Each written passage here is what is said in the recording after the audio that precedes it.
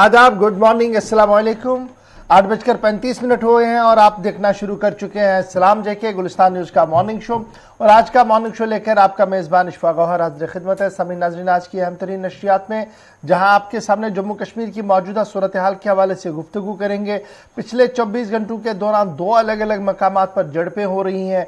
झड़पों के बाद सूरत हाल क्या कुछ है, पुलिस इंतजामिया का क्या कुछ कहना और इस वक्त मौजूदा सूरत हाल क्या है, इस पर ग्राउंड रिपोर्ट आपको जरूर बताएंगे। उसके बाद आगे बढ़ेंगे तो आपको बताएंगे कि जम्मू कश्मीर इंतजामिया की तरफ से कुछ छोटे बड़े फैसले लिए गए हैं, उससे आपको बाखबर करेंगे। दिल्ली के अंदर कुछ बातें हो रही है, सरहद पार भी आज हलचल है। सब कुछ होगा 10 बजे तक, एक एक करके हर एक खबर से आपको बाखबर करने की कोशिश करेंगे, इस उम्मीद के साथ कि आप सोशल मीडिया प्लेटफॉर्म पर भी हमारे साथ ज्वाइन करेंगे। फेसबुक, ट्विटर, इंस्टाग्राम के साथ साथ कू और हमारी ऑफिशियल वेबसाइट www.gulistannews.in पर लॉग इन, सब्सक्राइब और शेयर जरूर कीजिएगा ताकि दुनिया भर तक असल हकायक जम्मू कश्मीर के जा सके। तो फिलहाल बढ़ते हैं आगे और प्रोग्राम के फॉर्मेट के हिसाब से फटाफट से सबसे पहले जरा बात माजी की करते हैं, क्योंकि याद माजी बड़ी अजाब है यार। अब आपके सामने माजी की झरोखियां लेकर आएंगे आसिफ रशीद।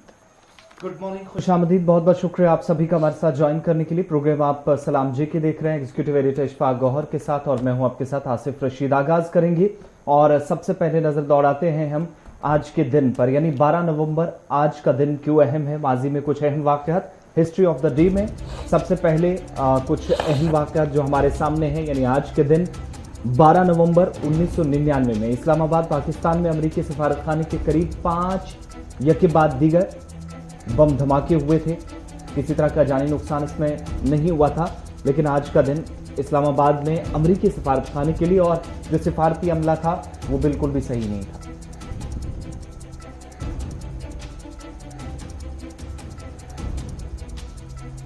इसके साथ साथ 1969 में आज ही के दिन वज़ीर-ए-आज़म इंदिरा गांधी की कांग्रेस की बुनियादी रुकनियत से दस्तबरदारी का उन्होंने आज ऐलान किया।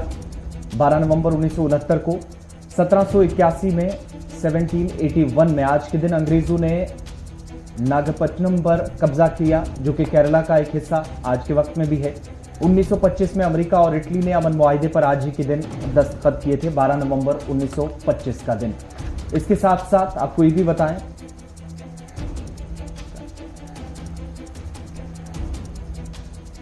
1936 के अंदर केरला के मंदिर तमाम हिंदुओं के लिए आज ही के दिन खोले गए थे, पूजा पाठ की आज के दिन इजाजत मिली थी बाकायदा।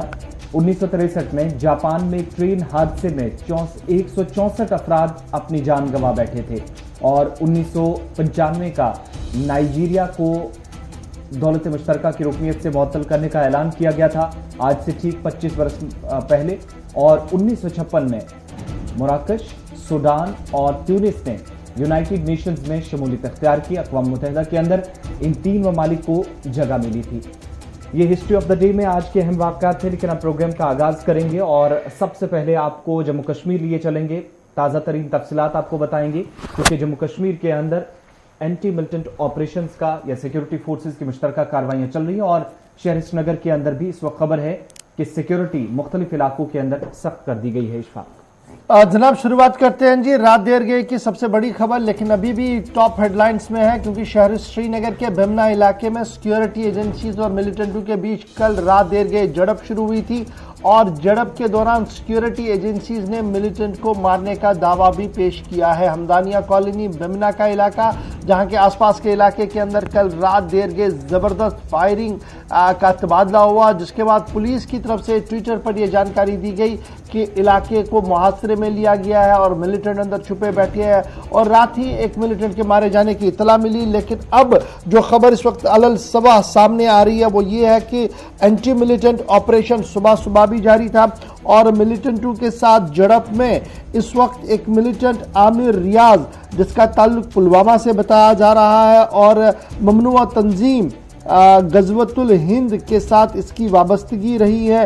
ये इसके बारे में एक और जो डिटेल सामने आ रही है वो ये भी आ रही है कि लतपोरा में जो कानवाई पर हमला हुआ था, आपको याद होगा, उस टेरर अटैक के अंदर भी इसका भाई जो था वो कहीं ना कहीं मुलव्वस था और इस तरीके से इस मिलिटेंट के मारने की इतला जो है वो सामने आ रही है। तो इस वक्त की बड़ी खबर कि श्रीनगर बेमना का इलाका, जहां पर रात देर गए ऑपरेशन शुरू किया गया था और ऑपरेशन के ताजा तरीन तफसील जो है वो ये है कि एक मिलिटेंट मारा गया है।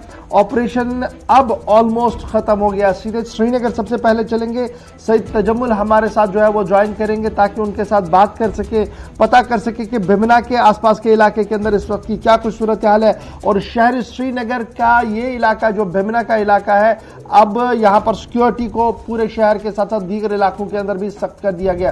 तस्वीरें आपके सामने है कि किस तरीके से सुबह से ही अब तलाशी कार्रवाई पूरे शहर के अंदर जो है वो तेज कर दी गई और ये बेमना का वही इलाका है जहां से चंद दिन पहले सिक्योरिटी एजेंसीज पर फायर किया गया था बीएबीसी के पास और उसके बाद मिलिटेंट वहां से फरार होने में कामयाब हुए थे। और फिर बेमना के बाद जो हमारा पीसीआर का इलाका है जिसे बटमालू का इलाका कहा जाता है, वहां पर मिलिटेंटों ने सॉफ्ट टारगेट किलिंग पुलिस की थी। उसके बाद बोहरी कदल का इलाका जहां पर एक और किलिंग हुई थी और रात देर गए अब एनकाउंटर में मिलिटेंट के मारे जाने की खबर, यह भी श्रीनगर के शहर के अंदर की खबर है। सीधे श्रीनगर चलेंगे जहां से सईद तजम्मुल हमारे साथ है। तजम्मुल, बहुत शुक्रिया जी ज्वाइन करने के लिए। ताजा तरीन तफसीलात क्या कुछ है? रात देर गए एनकाउंटर की खबर सामने आ रही थी जिसमें यह कहा गया था कि मिलिटेंटों के छुपे होने की इतला थी और अब खबर यह है कि मिलिटेंट मारा गया है। क्या कुछ तफसीलात आपके पास? बहुत बहुत शुक्रिया इशफाक साहब। जम्मू कश्मीर के बेमना इलाके हमदानिया कॉलोनी यानी जहां कुछ दिन पहले जेबीसी अस्पताल के अहाते में बंदूक बरदार को एक ऑपरेशन के दौरान उसमें जम्मू कश्मीर पुलिस ने अपनी नाकामी का खुद एतराफ किया और उस वक्त कहा था कि एक मिलिटेंट आसपास के इलाके में देखा गया था, लेकिन ये वो मामला नहीं है, ये दूसरा है क्योंकि उस वक्त कहा था कि वो एलईटी का श्रीनगर शहर का एक मोस्ट वांटेड मिलिटेंट है। ऑपरेशन कामयाब नहीं हुआ था उस दिन, लेकिन कल शाम जम्मू कश्मीर पुलिस को मुस्तदी का इत्तला मिलने के बाद कि श्रीनगर के हमदानिया कॉलोनी बेमना में मिलिटेंट मौजूद है, जिसके बाद जम्मू कश्मीर पुलिस के तर्जुमान के मुताबिक वसी पैमाने पर सर्च ऑपरेशन चलाया गया। गोलियों का तबादला कुछ देर तक चला और बाद में पुलिस ने दावा किया कि मुख्तलिफ झड़प के बाद एक मिलिटेंट की लाश जो है वो इनकाउंटर साइट पर देखी गई है। बाद में उसकी शिनाख्त जिस तरह से आपने बताया, ये गज़वतुल हिंद जो तंजीम है उसके साथ उसका मुंसलिक होना और इससे पहले बेमना के अटैक में जिस वक्त पुलिस ने कॉर्डन किया था उसका मिलिटेंट के बारे में बताया गया था वो एलईटी से है, लेकिन मज़कूर मिलिटेंट जो है जिसकी शाख रियासत के तौर पर हुई है ये खरू पांपोर का है, पुलवामा का। लेकिन आदिल अहमद डार एक मिलिटेंट मारा गया था जिस वक्त लखनपुरा में 40 सीआरपीएफ एहलकारों पर माइन ब्लास्ट के जरिए हमला किया गया था, जिसके बाद 40 पुलिस एहलकारों की जानें नहीं बचाई जा सकी। उसमें आदिल डार को उस वक्त जनरल को माइन ब्लास्ट किया था, सुसाइड अटैक किया था। वो कहते हैं कि वो रियाज अहमद का कजन बताया जाता है और आईजीपी कश्मीर की माने अभी भी जो ट्वीट आया पुलिस की तरफ से तो श्रीनगर शहर में एक बड़े फिदाइन हमले के फराक में था और इससे पहले कि हमला हो जाता जम्मू कश्मीर पुलिस ने बर वक्त मुस्तदिका मिलने के बाद इस कार्रवाई को यही तक खत्म किया। लेकिन श्रीनगर शहर के मुतअद्दिद इलाकों में आपको याद होगा कि नामालूम बंदूक बरदारों की तरफ से गोलियों की जानकारी से आम शहरियों का भी हमने नुकसान उठाया और उसमें पुलिस एहलकार भी शामिल हैं। लेकिन अब बात यहां तक पहुंची कि बेमना के इस इलाके में इस मिलिटेंट के मारे जाने के बाद कॉर्डन सर्च ऑपरेशन जो है वो दूसरे इलाकों तक भी जारी रह सकता है। आज भी नाका चेकिंग का सिलसिला जारी रह सकता है। क्या इस अमेरियाज के बारे में और कई तफसीलात फराम हुई कि कब से ये मिलिटेंसी की सफ़ों में शामिल हुआ था? जिस तरीके से कहा गया कि बड़ा एजी फिदाइन हमले की तैयारी में शहर श्रीनगर के अंदर था, तो क्या हम ये माने कि OGWs का नेटवर्क और मिलिटेंट आउटफिट्स लगातार इस कोशिश में है कि शहर श्रीनगर को दहलाया जाए और यही वजह कि सिक्योरिटी डिप्लॉयमेंट बहुत ज्यादा हम पिछले कई दिनों से देख रहे हैं शहर के अंदर? देखिए 40 सीआरपीएफ के एहलकारों के मारे जाने के बाद आदिल और रियाज जो हैं, जो जम्मू कश्मीर पुलिस के जराये से सामने खबर आई है कि मुसलसल वो उस वक्त भी राब्ते में थे। उसके बाद उन्होंने न सिर्फ ओवरग्राउंड वर्कर की हैसियत से बल्कि एक्टिवली जो उन्होंने मिलिटेंसी की सफों में एक्टिव हुए कुछ टाइम हुआ था और उससे पहले ओवरग्राउंड वर्कर के तौर पर थे और आहिस्ता आहिस्ता जिस वक्त पुलिस ने कल कहा कि एक AK-47 राइफल वहां से रिकवर की गई है, गालिबन इसका मतलब यह है कि खरूब इलाके से जिला पुलवामा से श्रीनगर पहुंचकर इस इलाके में कहीं ना कहीं अपने मॉड्यूल को और स्ट्रांग करना था, रिक्रूटमेंट मैन पावर को मिलिटेंसी की ओर धकेलना था और शहर में छोटे बड़ी वारदातों में कहीं ना कहीं उनका जो रोल था उसको जम्मू कश्मीर बहुत शुक्रिया जी हमारे साथ ज्वाइन है। करने के लिए। श्रीनगर से फिलहाल इत्तला आई है कि एक मिलिटेंट के मारे जाने की तस्दीक आईजीपी कश्मीर की तरफ से की गई है। ताहम शहर श्रीनगर के चप्पे चप्पे पर सिक्योरिटी को हाई अलर्ट पर कर दिया गया और कई मकामात पर नाके और एडिशनल डिप्लॉयमेंट साफ आज शहर श्रीनगर के अंदर नजर आ रही है। सीधे चलेंगे जी अब साउथ कश्मीर, क्योंकि साउथ कश्मीर का कुलगाम का इलाका जहां पर कल रात देर गए सिक्योरिटी एजेंसियां जिनमें जम्मू कश्मीर पुलिस, राष्ट्रीय राइफल, सीआरपीएफ है, ज्वाइंट ऑपरेशन शुरू किया गया है। एक मिलिटेंट के मारे जाने की कल रात ही वहां पर इत्तला थी, लेकिन अब खबर है कि एक और मिलिटेंट वहां पर मारा गया है। कुलगाम इलाके के अंदर जहां पर कल रात ऑपरेशन शुरू किया गया था वहां पर दूसरे मिलिटेंट के मारे जाने की खबर सामने आ रही है और उस मिलिटेंट के कब्जे से हथियार और गोला बारूद बरामद करने का पुलिस की तरफ से दावा किया गया है। ताहम अभी भी यहां पर सर्च ऑपरेशन लगातार जारी है। कुलगाम इलाके से हम दूसरी बड़ी खबर आपको बता रहे हैं कि जहां पर ऑपरेशन रात देर गए शुरू किया गया था और इस तसादुम आराई के अंदर एक और मिलिटेंट जो है वो मारा गया है। कुल मिलाकर अगर आप पिछले 24 घंटों की बात देखेंगे तो 4 मिलिटेंट इन 2 ऑपरेशंस के दौरान मारे गए हैं और इस वक्त जो कुलगाम का इलाका है वहां पर सर्च ऑपरेशन जारी है। बड़ी खबर कुलगाम से। अब दूसरी बड़ी खबर जो हम आपको बता रहे हैं कि चौलगाम कुलगाम का मुहासरा किया गया था और मुहासरे के दौरान ही वहां पर फायरिंग हुई थी। इब्तिदाई खबरों में एक मिलिटेंट मारा गया था, अब तस्दीक के साथ एक और मिलिटेंट मारा गया है और ऑपरेशन अभी भी जारी है। सीधे कोशिश करेंगे जी हम कुलगाम चलें जहां से अब्दुल हमीद हमारे साथ ज्वाइन करेंगे। हमीद बहुत शुक्रिया जी ज्वाइन करने के लिए। कल ये ऑपरेशन शुरू किया गया था और कल ही हमने देखा कि सिक्योरिटी और एस्टैब्लिशमेंट के लोगों की जो टॉप मोस्ट प्रायोरिटी थी वो ये थी कि रेजिडेंशियल एरिया है, रिहायशी इलाका है, वहां से लोगों को बाहर निकाला जाए। अगर बड़ी तादाद में ख्वातीन को इस एनकाउंटर साइट से दूर लिया गया। उसके बाद कल रात देर के हमने देखा कि काफी बड़े पैमाने पर डिप्लॉयमेंट इस पूरे इलाके के अंदर की गई और रात देर के धमाकों की आवाज भी सुनाई दी गई थी। लेकिन अब जो तस्दीक के साथ खबर आ रही है वो ये आ रही है कि एक और मिलिटेंट इस मुहासरे के दौरान मारा गया है और पुलिस ने इस बात की तस्दीक की है। क्या कोई ताजा तरीन खबर आपके पास है? हाँ जी गौर में आपको चवलगाम कैसर इलाका है जहाँ पे इनकाउंटर शुरू हुआ था। हाल ही में वहाँ पे एक लड़के की नेचुरल डेथ हुई थी। उसमें वहाँ पे कई लोग आए थे, दूर से टारगेट पर्ची के लिए कई लोग आए थे जिनको वहाँ से रेस्क्यू भी किया गया और कल रात से ही वहाँ पे मुहासरा जारी है और रात भर गोलियों की आवाज सुनाई दी गई और सुबह से वहां पे फिर से फायरिंग शुरू हो गई। वहां पे बताया जा रहा है, मगर पुलिस की तरफ से इस बात की अभी तस्दीक नहीं हुई है कि वहां पे शिराज मौलवी 2016 से एक्टिव मिलिटेंट है और यावर की वहां पे पहली डेथ हो गई जिसके अभी तक पुलिस ने उस बारे में भी कोई तस्दीक उनकी तरफ से नहीं आई है। जहाँ पे हमने ऑफिशियल से बात की उनने इस बारे में अभी तक कोई भी जानकारी नहीं दी है, तस्दीक नहीं की है। जी शिनाख्त नहीं हो पाई है, लेकिन पुलिस अब इस बात की तो तस्दीक कर रही है कि एक और मिलिटेंट मारा गया। नहीं, रात को एक मारा गया, अभी एक मारा गया, तो कुल मिलाकर 2 मिलिटेंट मारे गए, लेकिन नाम अभी सामने नहीं आ रहे हैं। एजेंसीज का मानना है कि अभी इस पूरे इलाके के अंदर ये सर्च ऑपरेशन ही चल रहा है, इसलिए डिटेल्स आने में थोड़ा सा वक्त लगेगा। तो क्या हम ये समझे कि अभी ऑपरेशन जारी है? जिस तरीके से श्रीनगर में ऑपरेशन खत्म हुआ, कुलगाम का ऑपरेशन अभी भी जारी है? हाँ, कुलगाम में अभी भी ऑपरेशन कंटिन्यू है। सुबह सवेरे से ही वहां पे गोलियों की आवाज दोनों तरफों से सुनाई दी गई और रिहायशी इलाका है, वहां से लोगों को तो अगर सेफ तरीके से निकाला गया है, मगर मिलिटेंट्स की प्रेजेंस अभी भी फौज की तरफ से आ रही है कि मिलिटेंट्स की प्रेजेंस अभी भी वहां पे है और इनकाउंटर साइट को अभी फौज ने नहीं छोड़ा है, जबकि उन्हें दूसरे मिलिटेंट की भी मारे जाने की इत्तला मिली है। मगर पुलिस ने इस बारे में पूरी तरह से अभी कोई तस्दीक नहीं की है कि शिराज मौलवी है और यावर जो है वो वहां पे फंसे हुए थे और यावर का कल शाम से ही चल रहा है कि कल शाम को ही उसको गन डाउन किया गया है। जी एक चीज और भी बताइएगा हमीद, कल जब ऑपरेशन शुरू हुआ तो लोगों को वहां से बहिफाजत निकालने की भी एक कोशिश थी फोर्सेज की, वापस उन लोगों को वहां पहुंचाया गया? रात भर कहां रहे लोग जिनको कल इस इलाके से एनकाउंटर साइट से निकाला गया था? हाँ, रात भर वो अपने रिश्तेदारों के जहाँ पे सेफ एरियाज है वो कई सारे चावलगाम में रहे, कई वहाँ पे वाकई में गए या उससे दूर।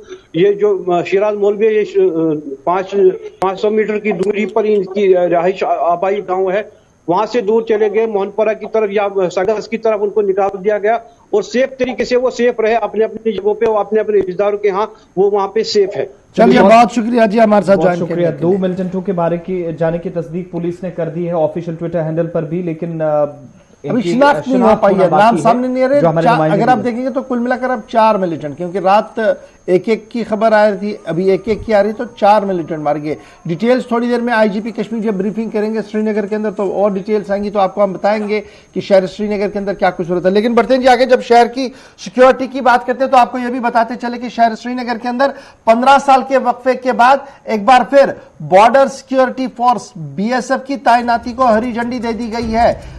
बड़ी खबर इस वक्त जो जरा से हमारे पास सामने आ रही है कि 15 साल के वक्फे के बाद एक बार फिर शहर श्रीनगर के अंदर बॉर्डर सिक्योरिटी फोर्सेस अब एंटी मिलिटेंट ऑपरेशन शुरू करेंगे, और एंटी मिलिटेंट ऑपरेशन जब शुरू करेंगे तो बाकायदा तौर पर कोऑर्डिनेटेड एफर्ट्स के साथ ये ऑपरेशन शुरू कराए जाएंगे। Army, CRPF, Jammu Kashmir police के बाद दोबारा से 15 साल के वक्फे के बाद बीएसएफ को डिप्लॉय किया जा रहा है इंटरनल सिक्योरिटी के लिए शहर श्रीनगर के मुख्तलिफ इलाकों के अंदर। फिलहाल अगर हम बात करें जो एदाद शुमार जरा से हमारे पास है वो ये है कि पहले मरहले के तहत 20 कंपनियां बॉर्डर सिक्योरिटी फोर्सेस की कई अहम इंस्टॉलेशन जो हमारी हैं वहां पर तैनात कर दी गई हैं। बीएसएफ कोऑर्डिनेट एफर्ट्स में ऑपरेशंस चलाएंगे, एंटी टेरर ऑपरेशन चलाएंगे, और लगातार जहां पर ऑपरेशन चलाएंगे वहां पर इंटेलिजेंस शेयरिंग भी की जाएगी अदर एजेंसीज के साथ। बीएसएफ की डिप्लॉयमेंट श्रीनगर, पुलवामा, शुपिया, अनंतनाग, गांदरबल, कुलगाम और बारामूला अजला के अंदर की जाएगी। यानी जो जराया हमें बता रहे हैं कि वो ये है कि श्रीनगर के साथ साथ पुलवामा के अंदर, शुपिया के अंदर, अनंतनाग, गांदरबल, कुलगाम और बारामूला के अंदर इन इजाफी कंपनियां जो बीएसएफ की रखी गई हैं इन्हें यहां पर तैनात किया जाएगा। और डिप्यूट इनकी जो डिप्लॉयमेंट होगी वो इस तरीके से होगी कि लॉ एंड ऑर्डर की सिचुएशन को भी ये डील करेंगे, एंटी मिलिटेंट ऑपरेशंस के अंदर भी अपना नुमाया किरदार जो है वो निभाएंगे। और तकरीबन जब 1990 में मुसल्लह शुरू हुई थी जम्मू कश्मीर के अंदर तो उस वक्त बीएसएफ को डिप्लॉय किया गया था हर नुक एंड कॉर्नर पर, और 2005-6 तक बीएसएफ लगातार कार्रवाइयां करती रही और उसके बाद उन्हें हटा दिया गया था आहिस्ता आहिस्ता करके। लेकिन एक बार फिर तकरीबन 15 साल के वक्फे के बाद बीएसएफ को एक बार फिर फोर फ्रंट पर श्रीनगर के अंदर ला रहे हैं। ये जरा से हमारे पास खबर है। अभी बीएसएफ की तरफ से इस पर कोई जी ऑफिशियल स्टेटमेंट सामने नहीं आया है, लेकिन वजारत दाखिला के जो जराया हमारे जो ऑफिशियल सोर्सेज हमें कंफर्म कर पा रहे हैं वो यही है कि CRPF, Jammu Kashmir police, army के साथ साथ अब बीएसएफ भी लगातार कोऑर्डिनेटेड एफर्ट्स के तहत एंटी मिलिटेंट ऑपरेशन चलाएंगी, लॉ एनफोर्समेंट एजेंसीज की मदद करेंगी और उसी तरीके से कार्रवाइयां करती रहेंगी जिस तरीके से सन 90 और उसके बाद बीएसएफ ने कमान संभाली। तो इस तरीके से श्रीनगर, पुलवामा, शुपिया, अनंतनाग, गांदरबल, कुलगाम और बारामूला अजला में पहले मरहले के तहत डिप्लॉयमेंट जो है वो अभी तक कर दी गई है। चलिए, सिक्योरिटी के हवाले से बात हो रही है तो कुलगाम के अंदर 2 मिलिटेंटों की हलाकत की जहां पर तस्दीक हुई, हिज़्ब नामी तंजीम से इनका ताल्लुक था, ये भी कंफर्मेशन हो रही है, लेकिन नाम अभी तक दोनों के सामने नहीं आए। इसके अलावा आपको अब जरा जम्मू कश्मीर की बात हो रही है तो एक और खबर आपको बताते हैं, चूंकि जम्मू कश्मीर के 2 तलबा को उत्तराखंड के अंदर हिरासत में लेने की इत्तला जराये से मौसूल हो रही है। दरअसल उत्तराखंड स्पेशल टास्क फोर्स की तरफ से कार्रवाई की गई है। एसटीएफ ने देहरादून के प्रेम नगर और सिलाकोई इलाकों से जो पुलिस स्टेशन के इलाके में 2 कश्मीरी तलबा को हिरासत में लिया है, लेकिन बताया जा रहा है कि दोनों तलबा से एक संगीन मामले में तफ्तीश जारी है। जो जराये से मिली जानकारी है कि संगीन मामला कश्मीर में एक पुलिस एहलकार और 24 घंटों के अंदर ही जहां पर पुलिस एहलकार की मौत के बाद एक सेल्समैन को मोहम्मद इब्राहिम जिसका नाम था, एक कश्मीरी पंडित की दुकान पर बतौर सेल्समैन काम कर रहा था, उनके साथ जो है उनका कत्ल हुआ था। 24 घंटों के अंदर 2 इस तरह की वारदातें जब अंजाम दी गई तो बताया जा रहा है कि उससे मुतल्लिक इनसे पूछताछ हो रही है। ताहम एसटीएफ ने इस मामले में अभी तक वाज़ेह तौर पर कुछ भी नहीं बताया है और न ही इसकी तस्दीक की है। मौसूला जो इब्तदाई मालूमात हैं उनके मुताबिक आज के वक्त में जहां पर तकरीबन 24 घंटों के दौरान 2 हलाकतें हुई थी और उसके बाद पुलिस ने कार्रवाई शुरू की थी। शहर श्रीनगर के अंदर सिक्योरिटी काफी ज्यादा बढ़ा दी गई थी, लेकिन पुलिस एहलकारों और सेल्समैन का लिंक देहरादून से बताया जा रहा है और इन दोनों मामले में कश्मीर के तलबा को हिरासत में लेकर तफ्तीश जारी है। लेकिन एसटीएफ उत्तराखंड या उत्तराखंड पुलिस की तरफ से या जम्मू कश्मीर पुलिस की तरफ से फिलहाल इसमें किसी तरह की ऑफिशियल कंफर्मेशन नहीं की गई है। वहीं जराया से भी जानकारी मिली है कि शक की बुनियाद पर उत्तराखंड एसटीएफ ने दोनों कश्मीरी तलबा को पूछताछ के लिए हिरासत में लिया है और बताया जाता है कि दोनों तलबा जो कि पढ़ भी रहे थे वहां पर, एक सुद्धूवाला के अंदर और एक सेलाकोई के अंदर, और गिरफ्तारी एक की सेलाकोई से, बल्कि हिरासत में दोनों को लिया गया पूछताछ के लिए सेलाकोई और प्रेमनगर के इलाकों से। लेकिन अभी तक उत्तराखंड एसटीएफ की तरफ से इस पर जो वजाहती बयान है वो जारी नहीं किया गया है। अब बात जरा करते हैं वबाई सूरत हाल कोविड-19 की। आलमी वबा का कहर मुल्क के साथ साथ दीगर कई रियासतों के मुल्क की मुख्तलिफ रियासतों के अंदर और जम्मू कश्मीर तक भी इसके असरात मुरतब हुए हैं। लेकिन एक बार फिर जहां पर कोविड-19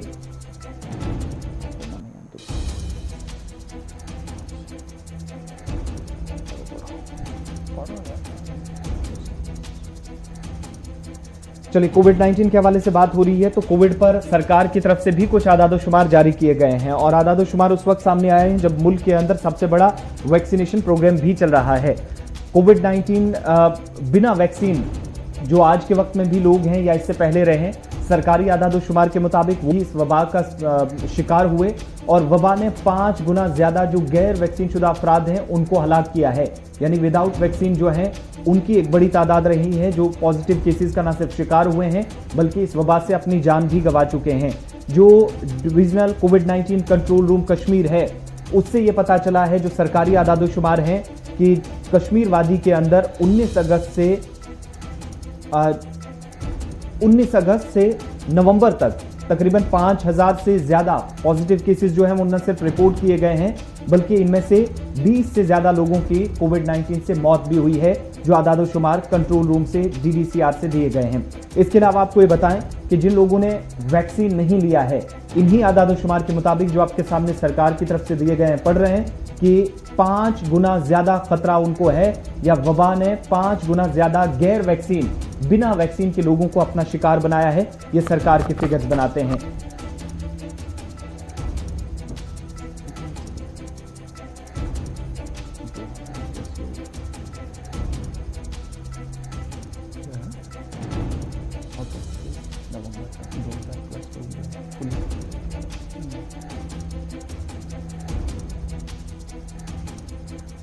चलिए इस बीच आपको बताएं कि सरकार ने एक और चीज भी इसमें बताई है। चलिए मैं जरा इसमें और जरा डिटेल्स बताते थे। जो आदादोशुमार जारी किए गए हैं सरकार की तरफ से, उसमें कहा गया कि 2330 के करीब जो लोग थे जो टेस्ट पॉजिटिव जिनका आया, इनमें 2300 से ज्यादा लोग जो थे वो फुल्ली वैक्सीन थे लेकिन उसके बावजूद भी कोविड पॉजिटिव हुए। लेकिन उसमें से 2757 लोग ऐसे थे जिनका वैक्सीन नहीं हुआ था। यानी जब वैक्सीनेशन की ट्रायल आप देखते हैं कि पॉजिटिव लोग यानी वैक्सीन लगने के बाद वो पॉजिटिव है लेकिन वो करीबुल मर्ग नहीं हुए, यानी वो उतने ज़्यादा अलील नहीं हुए कि उन्हें वेंटिलेटर पर जाना पड़ा या उनकी मौत हुई। वो बीमार हुए लेकिन शिफायाब होकर वापस भी आए। लेकिन जिन लोगों ने वैक्सीन नहीं लगाई थी उन्हें काफ़ी ज़्यादा जानी नुकसान जो है उनके अहल खाना को उठाना पड़ा है। तो ये आदादोशुमार सरकारी तौर पर जारी कर दिए गए हैं और ये कहा गया है कि जनाब जिस तरीके से मकामी मजहबी पेशवाओं ने एक सिमत दी और इस मुहिम को तेजी के साथ आगे बढ़ाया, उसके बाद सोशल मीडिया प्लेटफॉर्म पर एक मुनज़्ज़म तरीके से कैंपेन चलाया गया, टेलीविजन चैनल्स ने कैंपेन चलाया, जिसका ये नतीजा है कि वादी के अंदर वैक्सीनेशन के प्रोग्राम को और ज़्यादा तेज़ किया गया, जिसकी वजह से कोशिश की जा रही है कि 100% वैक्सीनेशन जो है वो वादी के अंदर हो, क्योंकि अयाम सर्दी है और अयाम सर्दी के अंदर छाती के मर्ज की परेशानियां और ज़्यादा बढ़ती हैं और जब छाती के मर्ज के अंदर लोग परेशान हो जाते हैं तो उसमें तरह तरह की परेशानियों में कोविड का खतरा भी बरहक रहता है। ताहम जिन लोगों ने वैक्सीनेट किया हो उन्हें इस खतरे से दूर रखा जा सकता है। इस तरीके की रिपोर्ट जो है वो सामने आ रही है। बढ़ते हैं जी आगे, जरा बात सरकार के एक और फैसले की करते हैं और बात करते हैं उस फैसले की जो हमने चंद दिन पहले आपको बताया था कि अब बुजुर्गों के लिए मामला सरकार ने तय कर दिया है। यानी वो बुजुर्ग जिनके अपने अजीज हैं, बेटे हैं, रिश्तेदार हैं, लेकिन उसके बावजूद भी उनके कफालत नहीं करते हैं, उनसे उनके लवाजमात को पूरा नहीं करते हैं या उन्हें ओल्ड एज होम्स में डालते हैं। अब सरकार ने एक मन बनाया था कि रूल्स को नोटिफाई करेंगे और बाज़ाब्ता तौर पर सरकार ने नोटिफाई कर दिया है रूल, और ये सीनियर सिटीजन्स और वालिदैन की वेलफेयर का नाम इसको दिया गया है, notification for welfare of parents और सीनियर सिटीजन जो है वो जारी कर दिया गया है। और सरकार की तरफ से कॉन्स्टिट्यूट कर दी गई है maintenance tribunal across Jammu and Kashmir. पूरे जम्मू कश्मीर के अंदर मेंटेनेंस ट्रिब्यूनल जो है वो बना दिया गया है और बाज़ाब्ता तौर पर Jammu Kashmir maintenance and welfare of parents senior citizens rule 2021 का इतलाक जम्मू कश्मीर के अंदर हो चुका है। ट्रिब्यूनल अब सिविल कोर्ट की तरह पर काम करेगा और बाज़ाब्ता तौर पर इख्तियारात इसे जो है वो तख्फीज़ किए गए हैं। और सोशल वेलफेयर महकमा की सेक्रेटरी ने बाज़ाब्ता तौर पर SRO 383 जो है वो जारी करते हुए मुख्तलिफ शिकों का इस्तेमाल किया है, जिसके तहत उन्होंने कहा कि welfare of parents and senior citizens act का इतलाक जो 2007 का कानून है उसको जम्मू कश्मीर के अंदर भी राइज किया जा रहा है और बाज़ाब्ता तौर पर अब इसका इतलाक होगा। और जब ये अब शुरू हो गया ट्रिब्यूनल, तो ट्रिब्यूनल के पास ऑर्डर देने का इख्तियार होगा और अपोजिट पार्टी को अब कम से कम 10,000 रुपया माहाना देना होगा। शुरुआत यहां से की गई है, 10,000 से शुरुआत की गई है। यानी अगर कोई वालिद इस ट्रिब्यूनल में जाता है, वो कह रहा है मेरे बच्चे हैं जी लेकिन मेरा ख्याल नहीं रखते हैं, तो ये ट्रिब्यूनल तमाम तर शुआहिदा तमाम तर मामला को देखने के बाद जो पहला ऑर्डर दे सकता है कि मेंटेनेंस का, वो 10,000 से शुरू कर सकता है। आगे ट्रिब्यूनल की मर्जी है। और ये रूल्स नोटिफाई जो कर दिए गए थे, इसमें पहले भी ये कहा गया था कि अवाम ने भी जो फीडबैक देना वो दे। वो फीडबैक आने के बाद अब ये फैसला लिया गया कि यूनियन टेरिटरी की लेवल पर भी बनेगा, डिस्ट्रिक्ट कमेटियां भी बनाई जाएंगी ताकि सीनियर सिटीजन्स को जिलों पर भी जिले से बाहर ना आने की जरूरत पड़े, यानी डिस्ट्रिक्ट के अंदर ही उसका मामला जो है वो हल हो सके। एडिशनल डायरेक्टर जनरल पुलिस को भी इस सिलसिले में कहा गया कि वो जनाब जरूरी इकदाम उठाएं और गाइडलाइंस जो है सरकार की और उसको नाफिज करे ताकि प्रोटेक्शन ऑफ लाइफ भी हो, प्रॉपर्टी भी हो सीनियर सिटीजन्स की। यानी ये हुक्मनामा पुलिस के लिए भी है कि अब बड़े बुजुर्गों की प्रॉपर्टी और उनकी जान और माल की हिफाजत को यकीनी भी बनाया जाए। तो अब जनाब ये ट्रिब्यूनल बन चुका है श्रीनगर के अंदर, कश्मीर के अंदर, जम्मू के अंदर, और अब जिला सतर पर भी ये ट्रिब्यूनल्स बनेंगे और कम से कम 10,000 रुपया माहाना, अगर वहां पर केस चला गया तो 10,000 रुपया माहाना जो है वो आपने देना होगा। पहले अल्लाह करे कि इस तरीके की नौबत ही ना आए, किसी को जाना पड़े वहां पर, क्योंकि वालिदैन की खिदमत करना हर धर्म के अंदर जो है वो एक बुनियादी असूल है और बुनियादी फर्ज है। लेकिन तब भी कश्मीर और जम्मू में जब आप देखेंगे तो सूरत हाल बहुत ज़्यादा अबतर हो रही है और लगातार सोशल मीडिया पर हमारे पास जो इतलात आ रही है वो ये आ रही है कि जनाब वालिद बाहर है, बेटे अरबपति है लेकिन देखते नहीं है, घर में छोड़ दिया, अब देखने वाला कोई नहीं है। तो इस तरीके की परेशानियां हैं, लेकिन अब सरकार ने भी कानून का इतलाक कर दिया है, वो जा सकते हैं, अपनी मेंटेनेंस का मामला जो है वो निभा सकते हैं। बढ़ते हैं जी आगे, जरा बात एक और खबर की आपको बताते हैं जी। आसिफ, बिल्कुल, जम्मू कश्मीर इंतजामिया की तरफ से कुछ अहम फैसले लिए जा रहे हैं और उनमें एक फैसला जो बुजुर्ग वालिदैन या जो शहरी हैं, सीनियर सिटीजन्स, उनके लिए बाकायदा 2007 का जो एक्ट है उनके तहत सेक्शन 32 का इस्तेमाल करते हुए उनके इख्तियारात जो हैं, उनके हुकूक वो देने की कोशिश की गई है। लेकिन इसके साथ साथ एक और अहम फैसला सूबाई सतह पर भी है, जहां पर गुज़श्ता दिनों हमने आपको एक खबर बताई थी कि जम्मू के अंदर चौवादी और सुंजवा के अंदर जो रेवेन्यू रिकॉर्ड्स थे वहां से नक्शे गायब हुए थे और वो नक्शे गायब होने के बाद बहुत सियासत इस पर हुई। लेकिन रिकॉर्ड की गुमशुदगी की निशानदेही के लिए पहले ही डिप्टी कमिश्नर जम्मू की तरफ से कमेटी तश्कील दी गई है और उस वक्त एक कमेटी तश्कील दी गई जब सूबाई कमिश्नर जम्मू डॉक्टर राघव लंगर की तरफ से इसमें बाकायदा तहकीकात का हुक्म दिया गया है। लेकिन दूसरी तरफ अब हुकूमत ने जम्मू कश्मीर के सिर्फ जम्मू के अंदर जब ये वाकया पेश आया तो अब तमाम डिप्टी कमिश्नरों को हिदायत दी है कि वो जो अहम रेवेन्यू रिकॉर्ड्स हैं इसकी गुमशुदगी की न सिर्फ निशानदेही करें बल्कि मुनासिब केस जो हैं वो दर्ज भी किए जाएं। सूबाई कमिश्नर जम्मू डॉक्टर राघव लंगर की तरफ से गुज़श्ता दिनों जहां पर एसडीएम जम्मू को तहसील बहू के अंदर जो वाकया पेश आया, सुंजवा और चौवादी के इलाकों के जो महकमा माल से मुतल्लिक नक्शे थे जब वो रिकॉर्ड रूम से गायब पाए गए, उसके बाद रिकॉर्ड के कुछ पन्ने जो है वो फाड़े हुए देखे गए, अहम दस्तावेजात के गायब होने की खबर जब आई, FIR दर्ज की गई। उसके बाद कमिश्नर सेक्रेटरी इस पर संजीदगी से अमल दरामद हो, इस पर आगे आए और महकमा माल की जो कमिश्नर सेक्रेटरी हैं उनकी तरफ से एक ऑर्डर बाकायदा जारी कर दिया गया है। यह अहम पेशरफ्त हुई है। सुंजवा के अंदर जब वाकया पेश आया तो किसी भी जिले के अंदर इस तरह का दोबारा कोई इंसिडेंट ना हो और इन रिकॉर्ड्स को बचाया जाए, इनके तहफ्फुज को यकीनी बनाया जाए, इसके लिए गुमशुदा रिकॉर्ड की निशानदेही करने की हिदायत तमाम डिप्टी कमिश्नर्स को दे दी गई है। कश्मीर ब्यूरो चीफ हिलाल हंजूरी हमारे साथ हैं। हिलाल, इंतजामिया की तरफ से एक और बड़ा कदम अपने आप में कहेंगे, चूंकि गुज़श्ता दिनों जो कुछ हुआ उस पर सियासत काफी ज्यादा हो रही है, क्या उसी का नतीजा माने कि इंतजामिया एक तरह से प्रेशर में आई कि फौरी तौर पर इस तरह के इंसिडेंट से या वाकयात से बचने के लिए रिकॉर्ड्स को बाकायदा बचाया जाए? रिकॉर्ड रूम्स के अंदर भी अगर हिफाजत यकीनी ना बने तो शायद बहुत बड़ी परेशानी हो सकती है। इसके लिए आप सूबाई सतह पर दोनों जगह, कश्मीर सूबे में और जम्मू में भी काम शुरू हुआ है। बिल्कुल आसिफ, ये कार्रवाई अब संजवा, जम्मू या डिस्ट्रिक्ट जम्मू के आसपास ही नहीं रही, बल्कि अब ये पूरे जो यूटी है वहां पर अब इसके हिदायत जारी किए गए कि जितने भी मुतल्लिका डिप्टी कमिश्नर्स है उन्हें कहा गया है कि वो रेवेन्यू रिकॉर्ड जमा कराने के लिए जो मातात अमला है उनका रेवेन्यू का, तो उनसे कहा जाए। दरअसल रेवेन्यू को लेकर काफी घपले कश्मीर के अंदर या जम्मू के अंदर इस तरह की जो इल्जामात है या मामला है इससे पहले भी आ चुके हैं, और जब जम्मू के अंदर ये मामला हमने देखा तो उसके बाद इस पर और चीजें और उंगलियां इस तरह उठने लगी कि ये इस तरह के मामला सिर्फ जम्मू के अंदर नहीं है बल्कि जम्मू के हर डिस्ट्रिक्ट के अंदर है।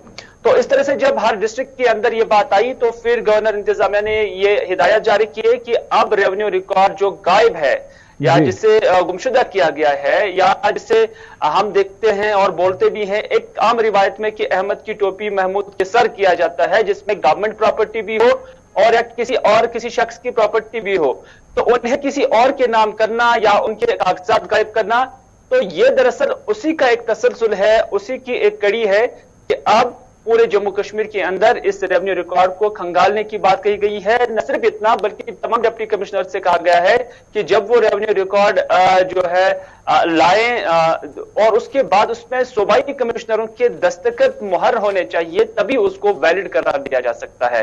यानी कोई गुंजाइश इसमें नहीं रखी जाएगी कि उसको डिस्ट्रिक्ट स्तर पर भी बचाने की कोशिश की जाए।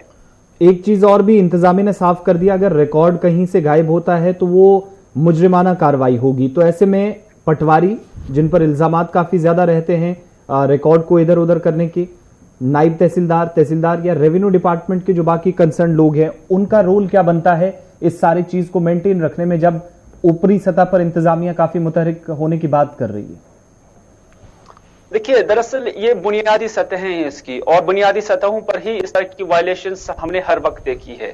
जैसे हमने कहा कि महमूद की टोपी अहमद के सर, वो भी पटवारी हो, गिरदावार हो, तहसीलदार हो, नायब तहसीलदार हो या एसडीएम तक हो, क्योंकि जब तक एसडीएम्स को ये पावर्स देते हैं कि वो बायनामा भी कर सकते हैं, तो उसके बाद ये सारे इसी कैटेगरी के अंदर आ जाते हैं। और इससे पहले ये किसी को जमीन तफवीज करना, बायनामा करना, ये कोर्ट का दायरे का इख्तियार था, लेकिन अब ये एसडीएम्स को दिया गया है जो सब डिस्ट्रिक्ट मजिस्ट्रेट होते हैं। तो इस तरह से यही वो बुनियादें होती हैं जहां पर इस तरह की वायलेशन होती हैं, और इस पर सरकार ने भी अब कड़ा रुख इख्तियार किया है कि अब इस लेवल पर FIRs दर्ज होंगे, बाज़ाब्ते तौर पर मामले दर्ज होंगे, जिसके बाद फिर कानून के तहत कार्रवाई भी की जा सकती है जहां पर भी किसी तरह को कोई फ्रॉडलेंट देखा गया। बहुत शुक्रिया जी हिलाल हमारे साथ ज्वाइन करने के लिए। जनाब 9:08 का वक्त हो गया, इन्हें छोटे से ब्रेक का वक्त हो गया। ब्रेक के उस पार आएंगे तो आपको बताएंगे कि डेंगू का कहर किस तरीके से तेजी के साथ फैल रहा है। राजनाथ सिंह अगर लद्दाख जाएंगे तो मिशन क्या रहेगा, और करतारपुर के हवाले से भी खबर है कि जत्थे को आर पार जाने की इजाजत बड़े दिनों बाद मिली है। छोटे से ब्रेक के बाद